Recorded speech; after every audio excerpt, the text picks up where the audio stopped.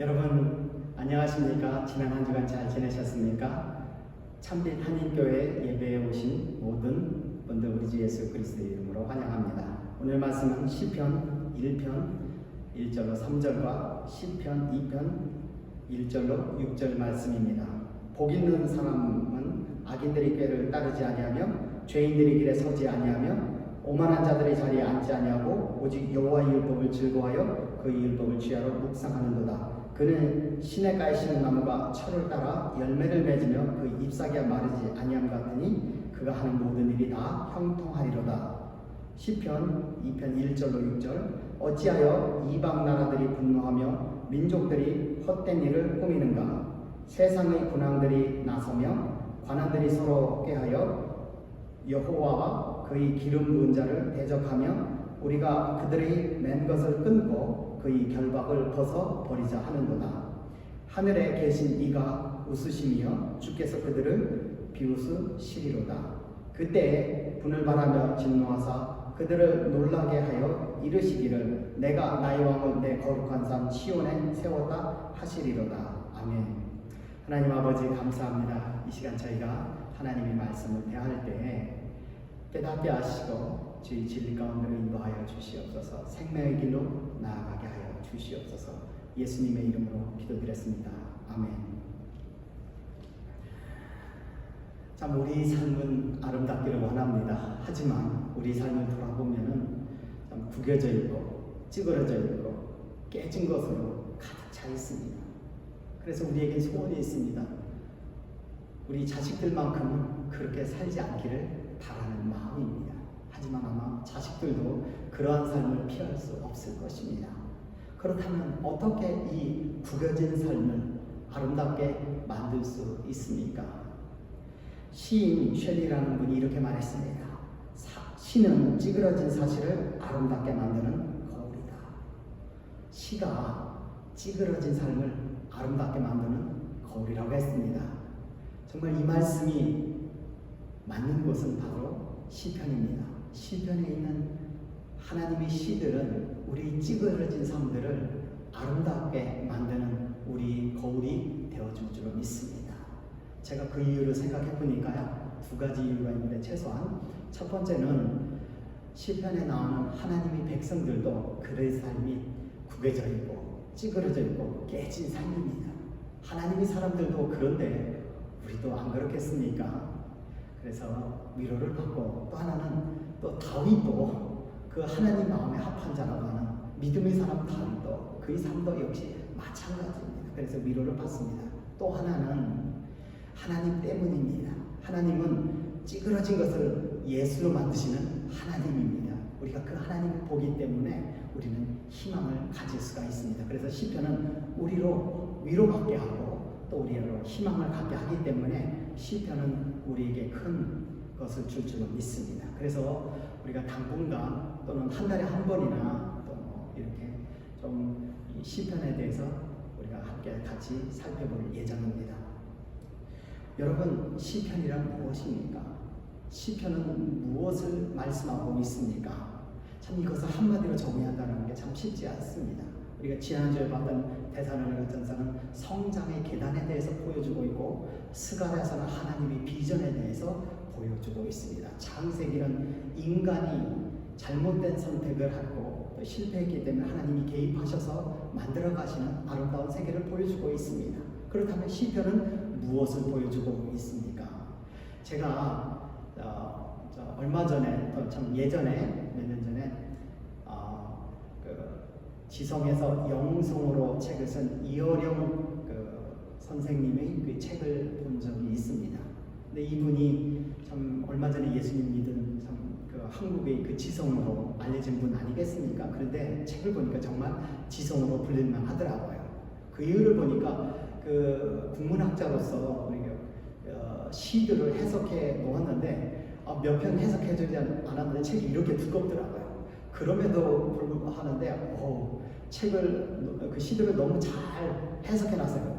그러면서 제가 느낀 게, 와, 시들에 이런 깊은 의미가 담겨 있는가, 정말 이런 의미를 담고 시를 썼을까 하는 이런 생각이 들더라고요. 그런데 하물며 세상 사람들의 시도 그런데 하나님이 주신 시들은 얼마나 깊겠습니까? 한 편도 제대로 이해하기가 쉽지 않을 것 같아요. 그런데 시편에 몇 편이 있습니까? 무려 150편이 있습니다. 이 150편을 다 이해한다는 게 정말 가능할까요? 그런데 우리가 시편에 관련된 사실을 더 알면은 우리가 더 불가능을 느낍니다. 여러분, 시편이 몇 명이나 썼습니까? 무수히 많은 사람들이 썼을까요? 대표적인 것은 다윗입니다. 시편 150편 가운데 절반에 해당되는 73편을 썼습니다. 그리고 솔로몬이 2편, 그리고 고라 자손이 11편, 아삽이 12편, 그 외에 또 에단 1편, 모세 1편, 햄안이 1편 썼고 작자 미상만 해도 49편이 됩니다. 많은 사람들이 썼는데 과연 이 많은 사람들이 쓴 것을 한마디로 얘기할 수 있을까요? 어려울 것 같습니다. 그런데 여러분, 더 놀랄 사실이 있습니다. 여러분, 시편에 쓰여진 시들이 몇 년 동안 쓰였는지 아십니까? 여러분, 1000년 동안 쓰여졌습니다. 가장 오래된 사람은 모세일 것입니다. 언제의 사람이야? 지금으로부터 3500년 전 BC 15세기 때의 사람입니다. 그리고 가장 늦게 쓴 사람은 이스라엘이 바벨론 포로에서 귀환했을 때, 그때 BC가 5세기니까 무려 BC 15세기에서 5세기까지 1000년 동안 쓰여졌습니다. 무려 무수히 많은 사람들에서 1000년 동안 쓰여졌는데 과연 이것을 통일성 있게 한마디로 이야기할 수 있을까요? 이해할 수 있습니다. 왜 그러냐고요? 그 뒤에 그것을 움직이시는 하나님이 계시기 때문에 그렇습니다. 여러분, 시편 성경이 66권입니다. 근데 66권이 무려 1500년 동안 40명 이상의 저자에 쓰여졌지만 통일성이 있습니다. 예수 그리스도로 통일되고 구원의 역사로 통일되고 종말론으로 통일됩니다. 근데 그렇게 통일될 수 있는 이유는 무엇입니까? 디모데후서 3장 16절에서 그 이유를 밝히고 있는데, 모든 성경은 하나님이 감동으로 된 것으로, 모든 성경이 하나님이 감동으로 되었다고 했습니다. 감동이 무엇입니까? 하나님께서 영감을 주시는 거죠. 그래서 영감을 주시고 하나님 뜻에서 벗어나지 않게 하시는 역사죠. 그래서 하나님께서 이 성경의 다른 기자들과 마찬가지로 시편에 있는 기자들에게 영감을 주셔서 통일성 있게 쓰게 하신 것입니다. 그래서 시편은 많은 시를 담고 있지만 분명히 통일성이 있습니다.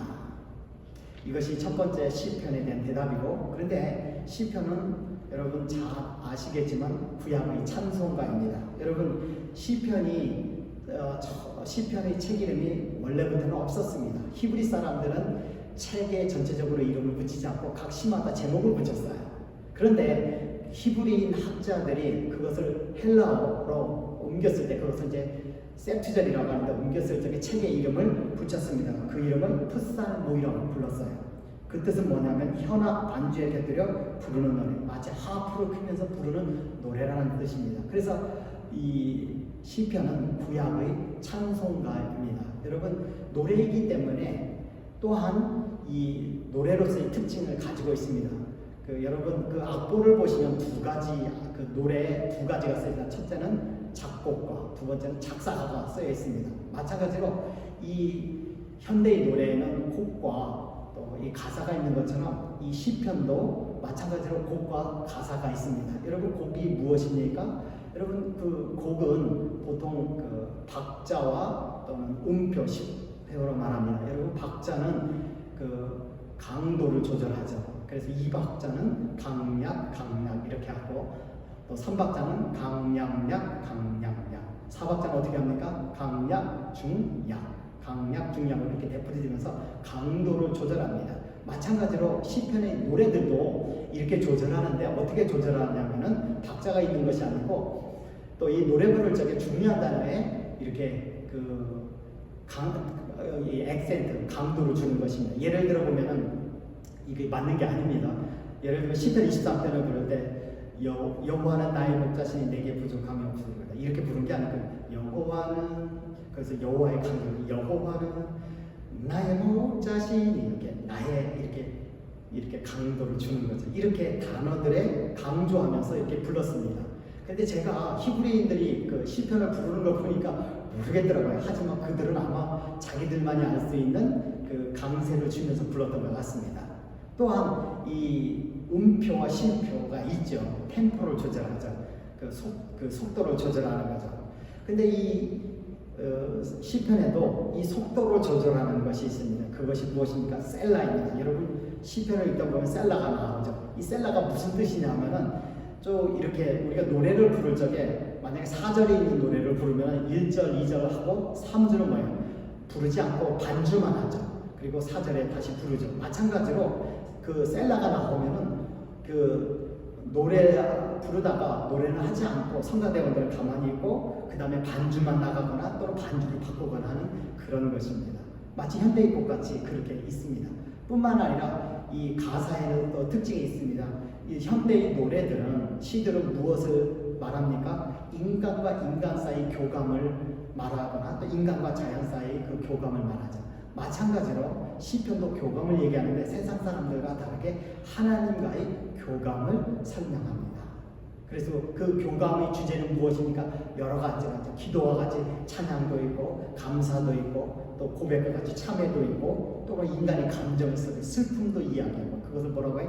애가. 또 애가에는 개인의 슬픔도 있지만 민족의 슬픔을 담은 애가도 있고, 또 뿐만 아니라 또 때로는 자기를 해친 원수들, 적들을 또 이렇게 저주하는 것도 있고, 또 하나님에 대하여 하나님이 다스리는 신정의 세계, 또 메시아, 또 시온도 있고, 또 그리고 또 뿐만 아니라 지혜를 가르쳐주는 가르침들도 있습니다. 이런 다양한 주제들을 하나님과 교감하면서 보여주고 있습니다. 그런데 이것을 가지고서는 하나님 시편을 한마디로 정의하기는 어렵다라는 것입니다. 그런데 이런 사실로는 시편의 중심 사상을 설명하기가 어려운데 우리가 이것을 조사하면은 알 수가 있습니다. 그것은 무엇이냐면 시편의 구조를 조사하면은 우리가 알 수 있어요.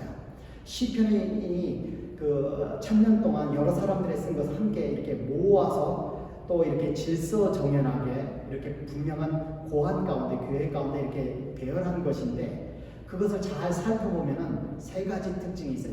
현대의 책과 같이 도입 부분이 있고, 그 다음에는 전개 과정이 있고, 그리고 결론 부분이 있습니다. 이거를 보여주는 그 내부적인 그 특징이 있는데, 그 특징이 무엇이냐면은, 첫 번째는 그 결론 부분에 해당하는 시편 146편서부터 150편 5권이 이렇게 시작합니다. 할렐루야를 시작해서 할렐루야를 마치는 거예요. 그래서 146편도 할렐루야를 시작해서 그 다음에 끝에 할렐루야 끝나고 나머지 150편까지 할렐루야를 시작해서 그 책들만 끝나요. 그래서 이것이 결론 부분이라는 것을 알려줍니다. 우리가 결론을 뭘로 내려요? 모든 것은 할렐루야, 하나님을 찬양하는 걸로 내리는 것이죠. 그리고 또 하나의 특징이 있습니다. 시편 41편 끝에 하나님을 찬양하라. 하나님을 찬양하라. 그분을 찬송하라. 영원히 찬양하라. 영원에서 영원토록 찬양하라. 이 표현이 시편 41편과 또 시편 또 72편과 또 시편 89편과 시편 106편에 나옵니다. 4번 나오는데 이것이 책들과 책들 사이에 나오는 거예요. 그래서 이것이 뭐냐면은 책이 1권이 끝났음을 표현해 주는 거예요. 그래서 시편이 모두 몇 권으로 되어 있다? 5권으로 되어 있음을 보여주는 것입니다. 그러면은 도입 부분, 들어가는 부분은 어디입니까? 들어가는 부분은 시편 1편과 2편이에요. 시편 1편과 2편에서 앞으로 시편이 어떻게 전개될지를 설명하고 있습니다. 제가 신학교 때 신학석다 때 THM 때 박사생들하고 같이 세미나를 들었는데 이때 읽어야 되는 책들이 무려 300페이지에서 500페이지 되지는 책을 최소한 한 권에서 3권, 많게는 5권까지 읽어야 됐어요. 어떻게 그걸 다 읽겠어요? 그래서 교수님께 물어봤어요. 어떻게 읽습니까? 물어보니까 그 부분이 이렇게 대답을 해주더라고요. 책의 도입 부분과 1장과 끝장을 읽어라. 그러면은 무엇을 얘기하는지 알 수 있다. 이렇게 얘기하는 것입니다. 그래서 도입 부분에서는 저자들이 보통 앞으로 어떤 내용들을 말할지를 이야기해 주는 거예요. 그 목적과 목표, 전개 과정들을 대략적으로 보여줍니다. 결론 부분은 끝을 얘기해 주는 거예요. 시편도 도입 부분이 1편과 2편에서 앞으로 시편이 무엇에 대해서 설명할지를 보여주는 것입니다. 여러분, 그럼 시편 1편과 2편에서 무엇을 설명하고 있습니까? 시편 1편에서 가장 중요한 단어는 2절에 나옵니다. 오직 여호와의 율법을 즐거워하여 그 율법을 취하여 묵상하는도다. 여러분, 그 율법이 무엇입니까?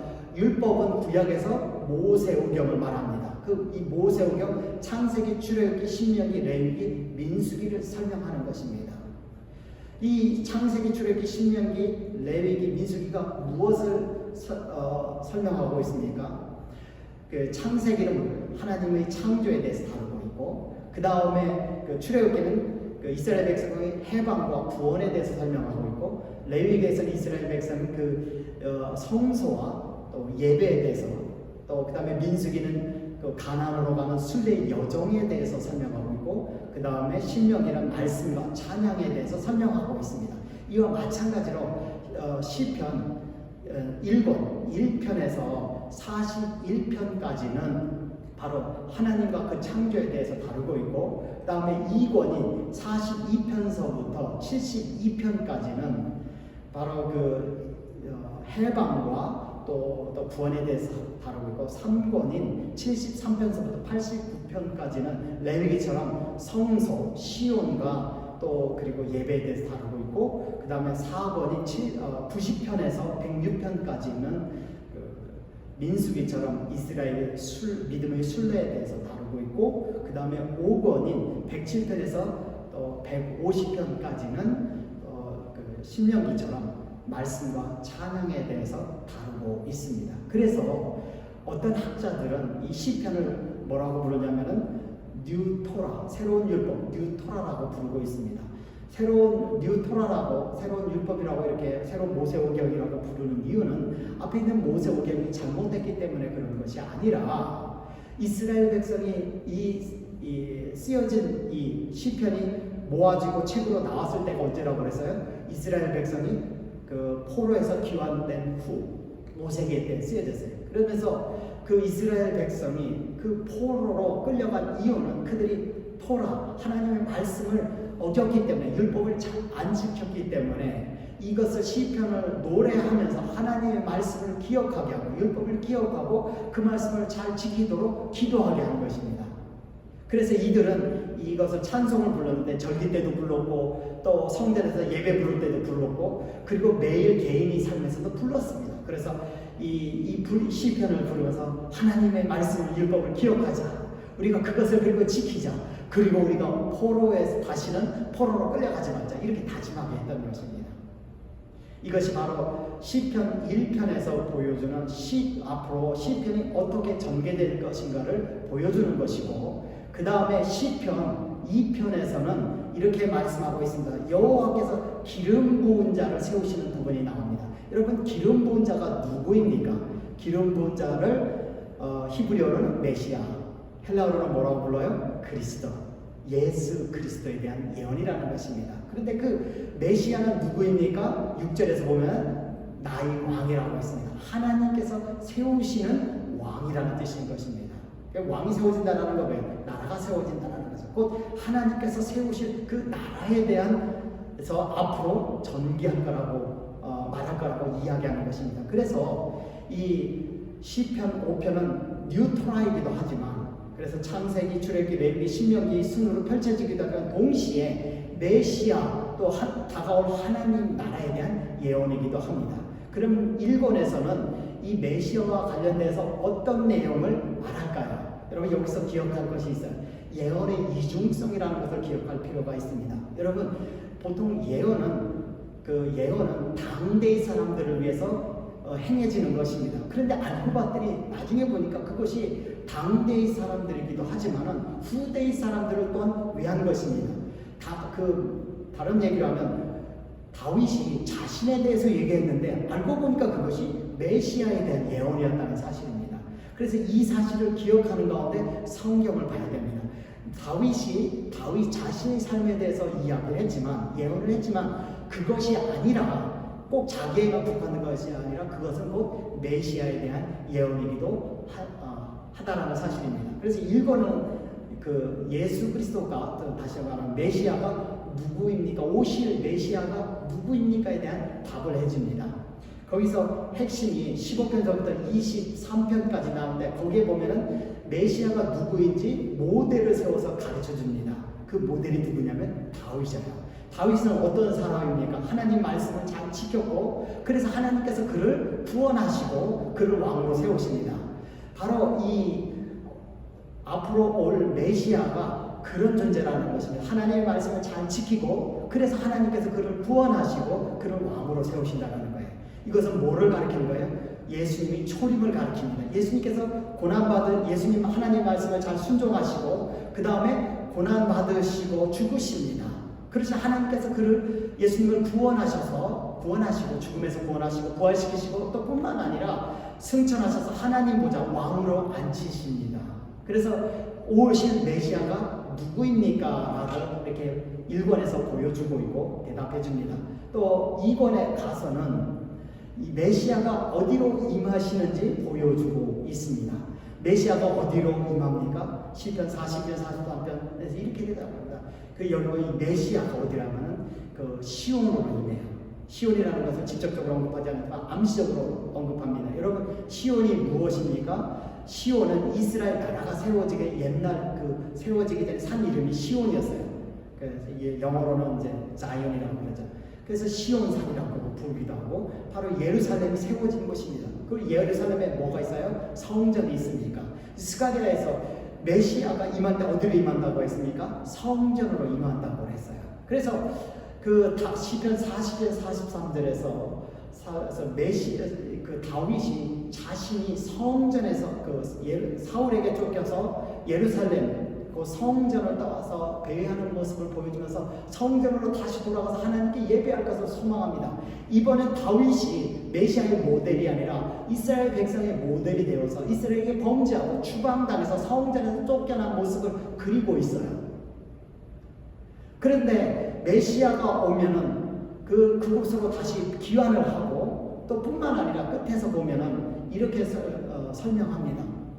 그러면은 메시아가 임하면 하나님 나라가 세워지고 하나님 나라가 세워지면 세상의 악과 또 군왕들이 복종을 하고 그리고 온 세계에 정의와 평화와 번영이 뽑히게 되는 것입니다.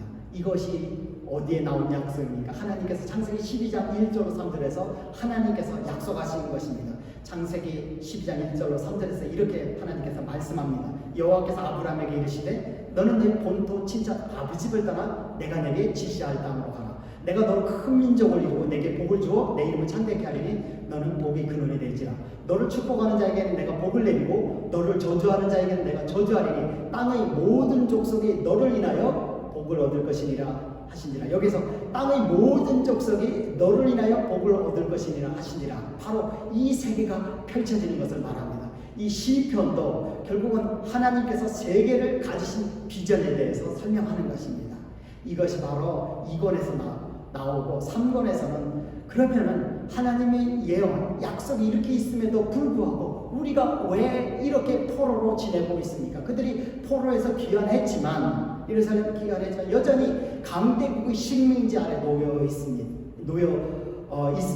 그러면 왜 우리가 이런 식민 상태에 놓여 있습니까? 이렇게 질문을 합니다. 여기에 대해서 3권에서 이렇게 대답을 합니다. 우리가 그런 하나님의 약속이 있음에도 불구하고 우리가 그런 처참한 상태로 포로된 상태로 승리자가 아니라 포로자로 살아간 이유는 우리가 하나님 말씀 율법을 지키지 않고 하나님께 불순종했기 때문에 그렇습니다. 특별히 율법의 핵심인 십계명을 돌아보면 그들은 하나님을 버렸습니다. 하나님께서 우상을 만들지 말라고 하셨는데 그들은 우상을 두었고 다른 신들을 섬겼습니다. 그리고 그는 동족 이스라엘 사람들에게 의를 행해야 되는데 그렇지 않았습니다.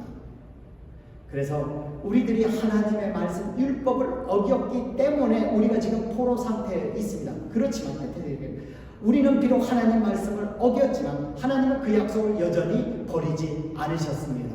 버리지 않고 하나님께서 다윗에게 약속한 다윗의 그 후손을 통해서 왕위를 계속 이어가겠다는 그 약속을 버리지 않고 지키십니다.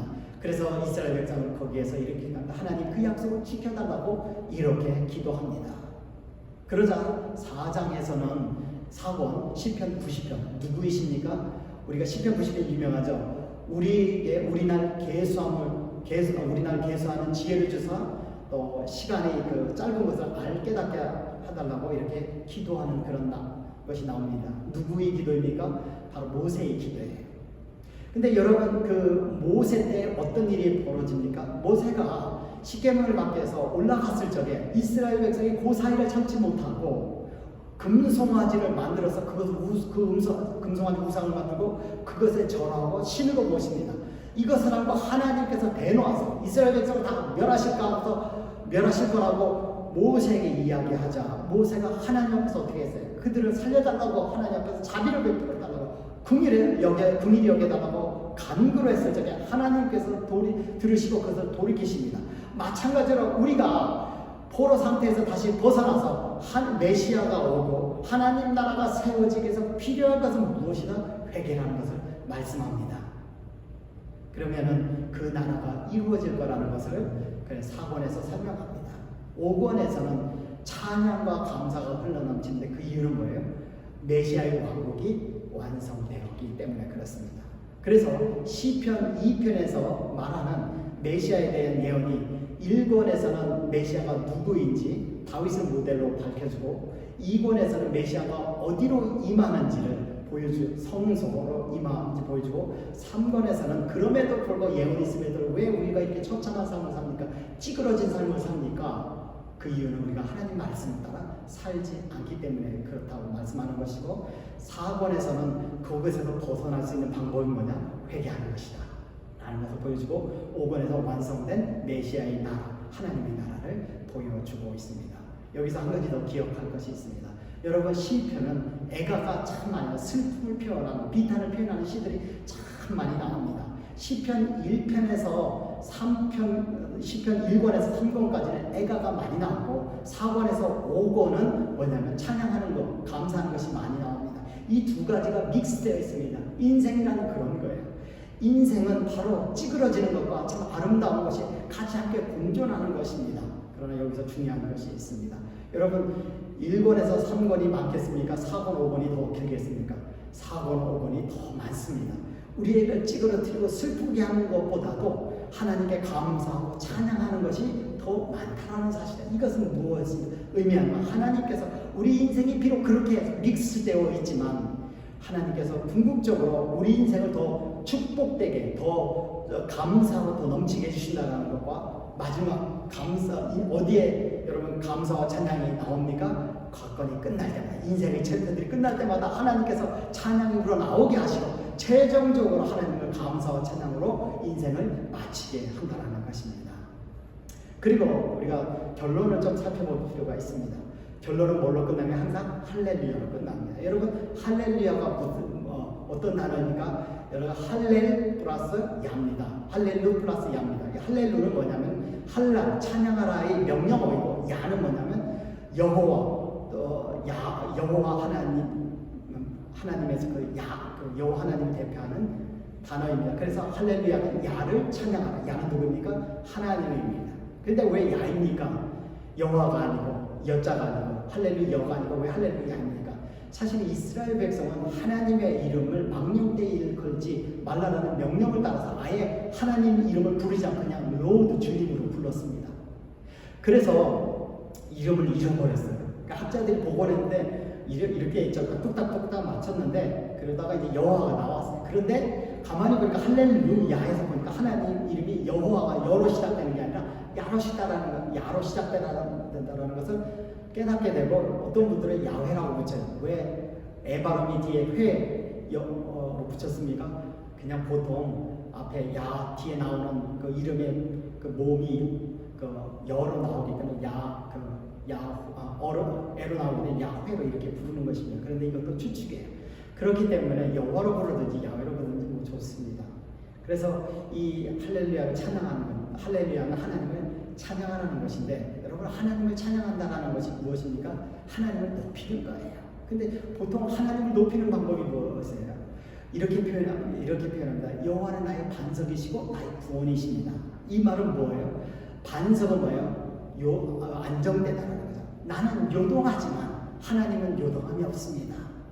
나는 문제에 빠져서 허우적거리고 그 문제에서 벗어날 수 없지만 하나님은 뭐예요? 나를 구원하시는 능력이 계신 하나님이십니다. 찬양한다는 것은 뭐냐면 보호자에 앉으시나 높으신 하나님을 그리는 것입니다. 그런데 그 궁극적으로 그리는 이유가 무엇입니까? 믿으라는 것입니다. 그래서 이스라엘 백성들은 어떻게 믿음을 키웠겠습니까? 이 시편을 찬양하면서 시편을 찬양 높으신 하나님을 기억하면서 그분에 대한 믿음을 키워갔던 것입니다. 메시아를 통해서 희망을 전달하고 그리고 이 할렐루야를 통해서 믿음을 키워가는 것입니다. 이것이 바로 시편에서 말씀하는 것입니다. 우리가 시편을 정리하면은 먼저 시편은 시들을 모아놓은 책입니다. 그래서 이 다양한 환경 속에서 우리가 겪는 다양한 문제들에 기술을 했습니다. 또 시편은 찬송가입니다. 하나님과의 교감하는 것입니다. 그리고 시편은 새로운 모세오경, 새로운 토라입니다. 이거를 통해서 우리가 하나님 말씀으로 돌아가는 것을 또 격려합니다. 그리고 시편은 또 메시아의 예언사입니다. 하나님께 희망을 구하는 것입니다. 우리가 시편을 읽으면서 우리들이 찌그러진 삶 때문에 고통받고 괴로워하는 것이 아니라 그것을 오히려 예수로 승화시키시기를 예수님의 이름으로 축원합니다. 우리 같이 기도하겠습니다. 하나님 아버지 감사합니다. 우리 시편을 통해서 하나님 아버지 우리들이 찌그러진 삶들을 우리 위로하시고 또 우리를 참 예수의 작품으로 승화시켜 하나님을 바라보며 기대하게 하여 주셔서 감사합니다. 우리가 하나님 또 시편을 통해서 계속해서 우리 인생에 대한 깊이가 더 깊어지고 또 믿음이 커갈 수 있도록 도와주시고 더 희망이 넘칠 수 있도록 도와주시옵소서. 지금은 우리 주 예수 그리스도의 은혜와 하나님의 무궁하신 사랑하심과 성령님의 감화 교통하심이 또 시편을 읽으면서 인생을 아름답게 승화시키기를 원하는 이 자리에 모인 각 사람 머리 위에 지금부터 영원토록 함께 하시기를 예수님의 이름으로 간절히 축원하옵나이다.